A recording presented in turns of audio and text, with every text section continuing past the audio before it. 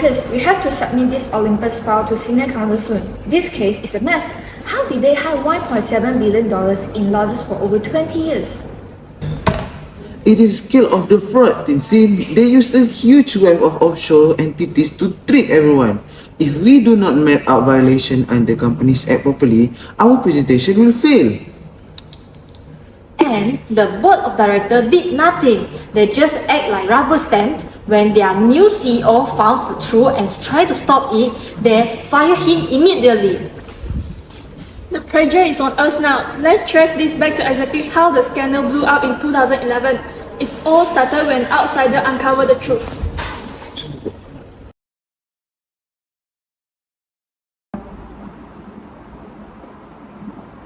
A $687 million of advisory fee for buying the Grace Group. That is over 30% of the Empire purchase price. Wait. And why did we even buy a cosmetic company and a food wrapper business? I can't do this anymore. The chairman thinks making me CEO will keep me quiet. But I have the PwC audit report now. The trust must come out, even if I get fired.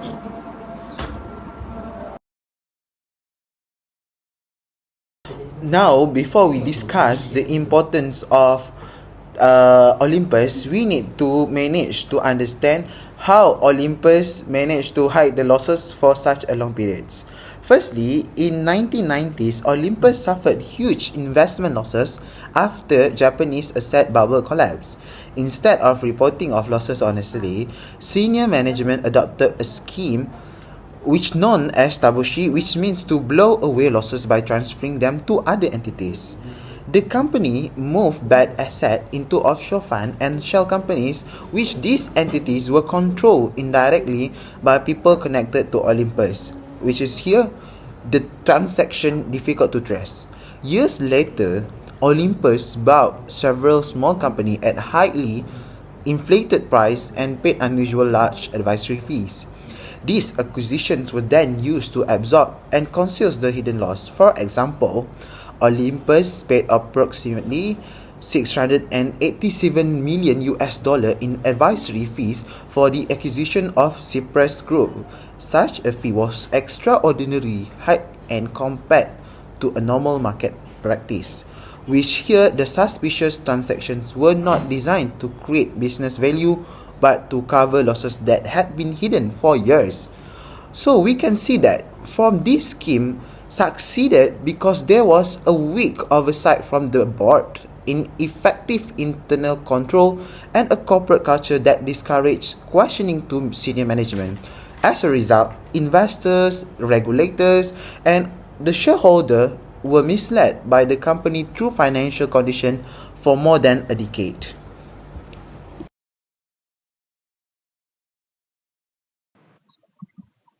Good morning, Senior Counsel.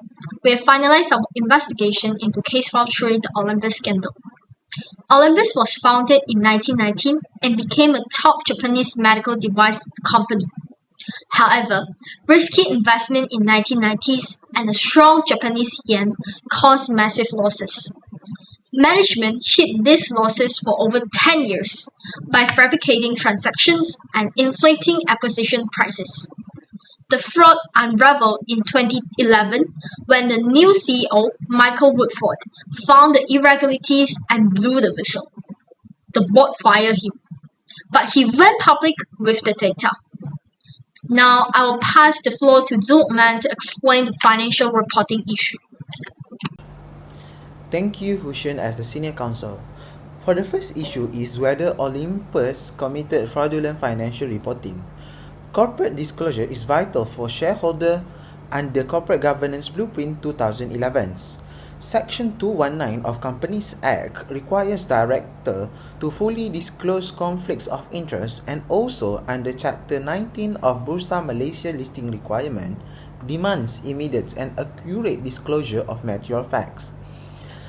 The reference case can be seen in the case of Mercury Security 2020, which the court held that the vague information that misled shareholder is a breach of law.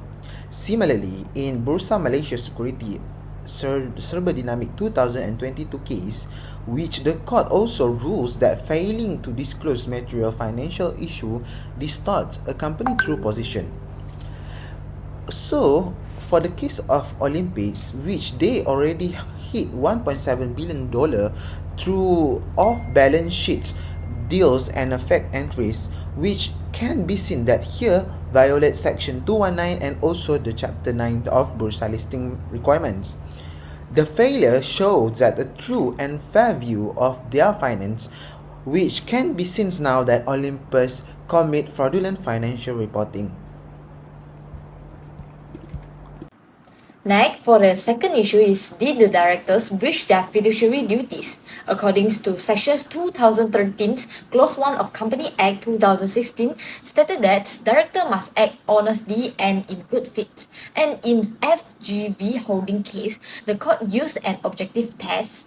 Would an honest director believe these actions serve the company's interests? Also, in Section 2013, Clause 2 of Company Act 2016, require directors to use reasonable care, skill, and diligence. And in Tan Sri Dato Tajuddin Ramli case, a director was held liable for failing to supervise large company investment.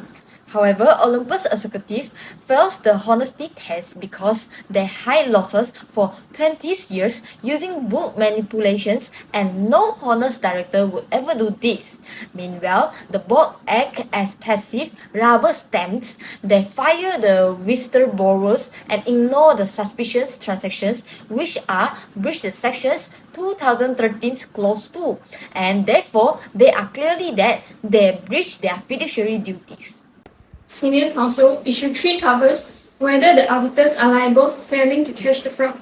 Under Section 266 of the Companies Act 2016, external auditor must report irregularities to the company members.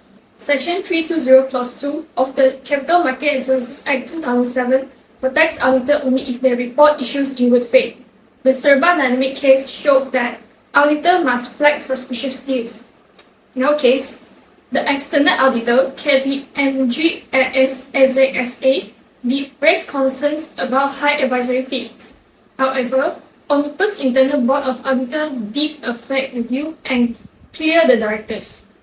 KPMG accepted this and issued an unqualified clean report, while an independent panel cleared KPMG because they raised concern. First, the internal board of directors failed their duties under Section 266. In conclusion, the board of the auditors are responsible for hiding the fraud. This is a very clear breakdown. What are your group's legal recommendations to prevent this?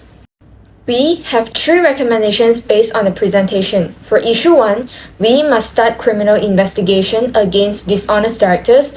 This is because the Olympus scandal had exposed serious weaknesses in corporate governance. Moreover, stricter disclosure rules shall be set to ensure companies provide accurate and transparent information to investors. For issue 2, following the OECD principles, boards shall actively monitoring managements instead of acting as mere rubber stamps without judgment to ensure accountability to shareholders. Furthermore, board independence could also be strengthened by increasing the number of independent non-executive directors to scrutinize management decisions. For issue 3, we must enforce mandatory audit firm rotation as it may enhance audit quality and lead to the improvement of the detection of financial irregularities. Not only that, deeper checks should also be conducted whenever significant red flags arise, like any unusual transactions under International Standard on Auditing 240 guidelines. To conclude, the Olympus scandal is a classic case of corporate governance failure. It proved that bad internal control and silent boards will ruin market trust. Strict disclosure, solid whistleblower protection, and active enforcement are non-negotiable.